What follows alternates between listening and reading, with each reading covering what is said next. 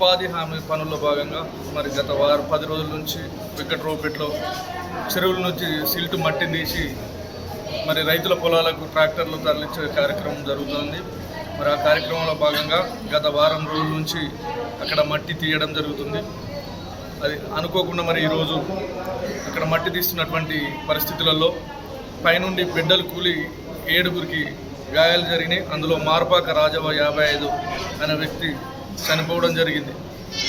వారికి ప్రభుత్వం నుంచి మరి తక్షణ సాయంగా 5 లక్షలు, మరి శాశ్వత సాయంగా 25 లక్షల ఎక్స్గ్రేషియా చెల్లించవలసిందిగా ప్రభుత్వాన్ని విజ్ఞప్తి చేస్తున్నాను.